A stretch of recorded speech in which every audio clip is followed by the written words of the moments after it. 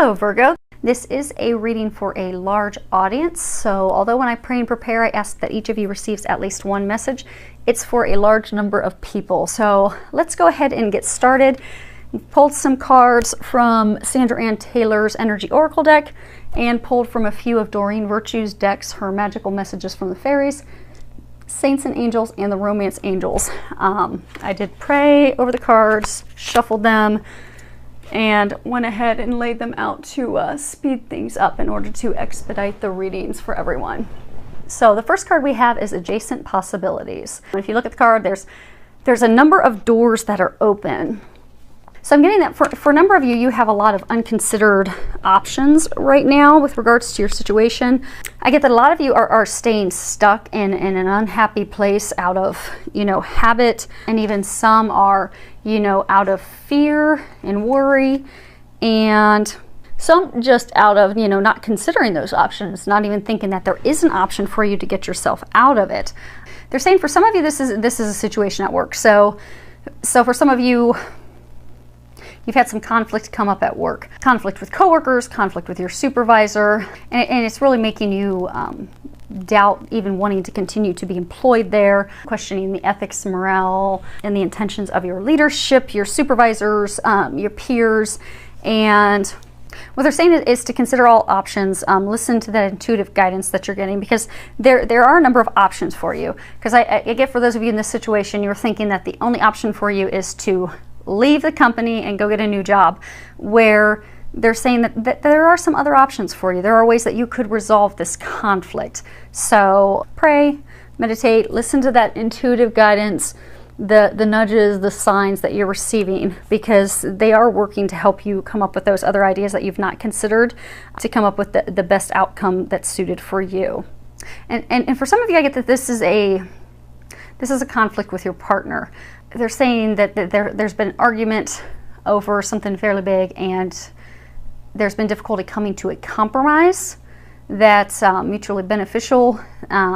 So you're not agreeing on it. There's a lot of emotions, conflicts, arguments, strife over it, and you're just anxiety, and you're just not coming up with a solution to fix it. So what they're encouraging you to do is to just take a deep breath, pray, meditate, and be open to the other ideas and suggestions that they give you, because they will give you those. Now, those may come through signs. Those may come, and the signs may be you overhear a conversation, maybe something in a song. It may be a constant thought that keeps coming to you repeatedly. And that's their sign, their messages that they're giving you to give you that method to fix and resolve everything. So they're encouraging you to listen to that, because it will go ahead and resolve the situation, and it will remove your anxiety. Because if you look here, you can see this girl. She's in great discomfort. She's very worried, very stressed out, withdrawn from the world. So I get, for a number of you, it's related to these situations at work with your partner, your spouse, your significant other, where you're so worried and stressed you've just totally withdrawn. And you're stuck because you just don't know what to do. You have no idea where to go from here. And a number of you think that you don't have any options. So what they're encouraging you to do is to find a way to relieve that stress, relieve that anxiety. They are going to help you with that, because the thing is, you're spending, I get the number of you, you're spending so much time worrying and fretting and stressing about this situation that you've completely blocked yourself. You've blocked yourself from seeing any ways to resolve the situation. You've emotionally blocked yourself from your partner, to where some of you aren't even talking to them. And what they're saying is for you to ask for their help. They are going to help you come up with creative solutions. They're going to help you come up with ways to relieve your stress, because since you're at such a place of emotional turbulence and stress and anxiety, to stay there, you won't be able to come up with any solutions. You won't be able to get out of that place where you find yourself. And they're trying to help you get out of that. So what they're asking is that you help by getting out of your own way, by letting go of that stress. And if you just can't figure it out, then pray and ask that God and the angels help you let that go, so you can have a more positive outlook, so that they can show you the ways and methods and other opportunities to turn this around and completely shift it in your favor. Now, some of you a lot of this worry and anxiety is actually about your son. So if you can read that card at the bottom, it says, your son is watched over and protected as he explores his world. So I get that a number of you are worried about your son, and he's an adult. He's older. You've really been worried about him. You felt that something's wrong. You've been wanting to help and reach out to him, but you don't know how. But you keep having this intuitive nudge and feeling and stuff that keeps coming up, and you're like, okay, do I act on it? Do I check with him? Do I see how things are going? And they're wanting you to know that you can trust that intuitive guidance, that intuitive information that you're getting, to take that action for your son, because you're getting it for a reason. I get for a number of you, your son is he's going like through a divorce, a separation from his longtime partner. It's very heartbreaking for him. So he's not been reaching out to you, but you know that there's something going on. So they're encouraging you to listen to that nudge, listen to that information. If you're being encouraged to give him a call, to reach out to him to see how things are going, they're encouraging you to do that, because that will be a tremendous help for him as he's going through this. And they're also saying that, you know, they're watching over him as well, and that you can help by, you know, praying and letting go of those worries and concerns for him with prayer. Because you don't want to energetically, because I get, you know, energetically, like, you know, if you're envisioning the worst and thinking the worst, it could impact the outcome for him. So release that, let go, let God. Ask that they help him and guide you on what you can do to help him in his situation. And it is going to come out in his favor. What's best for him and her as well. So this row down here is about love. And the first card that we have is, stay optimistic about your love life. Positive thinking and faith will bring you romance. So, you know, we influence the outcome, just like, you know, we were discussing the sun, and, you know, your thoughts and your beliefs, how that will impact things.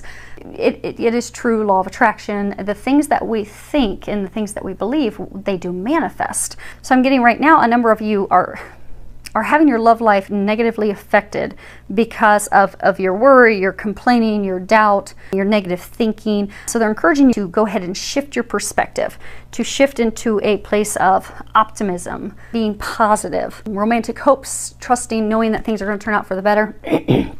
Excuse me. Because you really are impacting your love life. So for those of you that, you know, are in the marriage and it's been or in the long-term relationship that's been very stressed for a long time, I get that you're to the point where you're just so frustrated and wondering, is this ever going to shift and turn around for the better? Am I going to be stuck in this unhappiness, this argumentative state for forever? And that's why you continue to be in that state. So they're encouraging you to shift to your perspective, to be of faith in knowing that, okay, things are turning the corner now. Things are going to get better now. We're going to start to enjoy each other again. That spark's going to be reignited.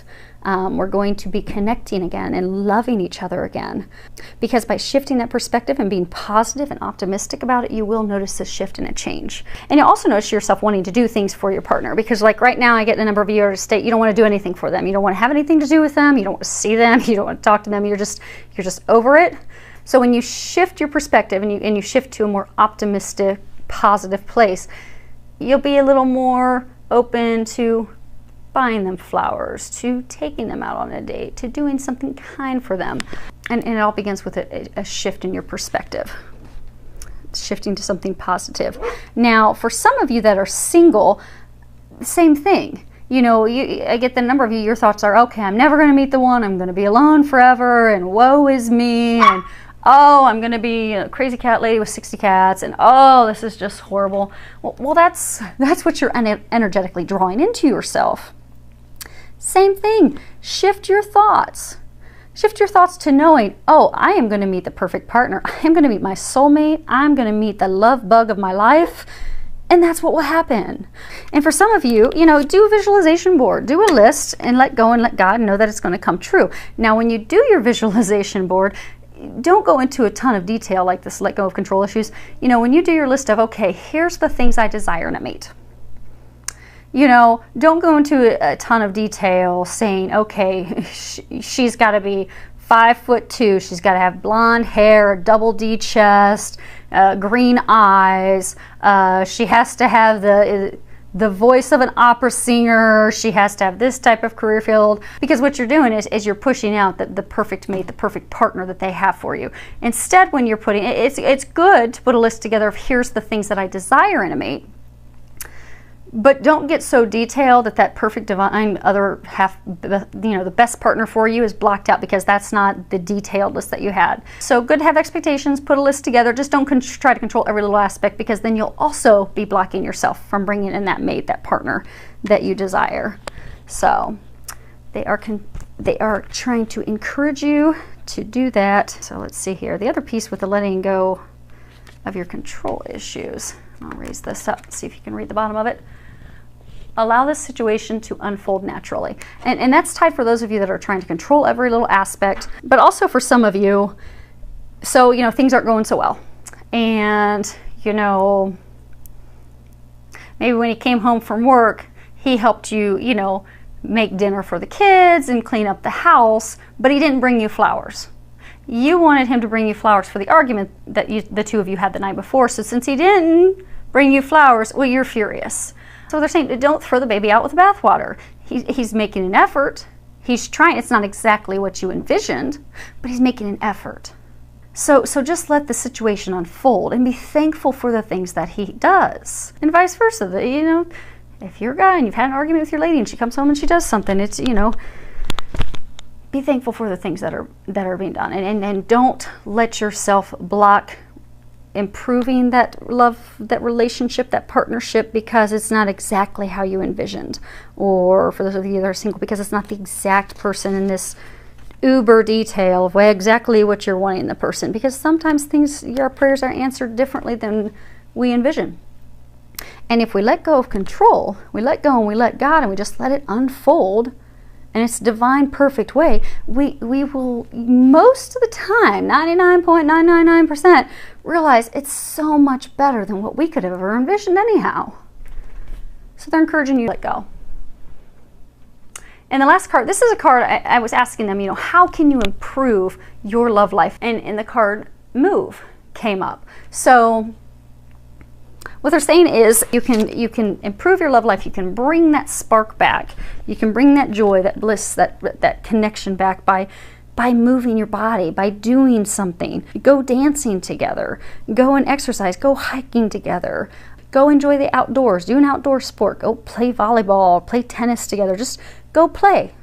Go and have fun together, because that's going to shift your mood. It's going to shift their mood. It's going to get you into more of a positive place, which ultimately will get you in more of an open, loving place where you're receptive to love. You're receptive to that connection. You're receptive to each other, which will help shift things for you.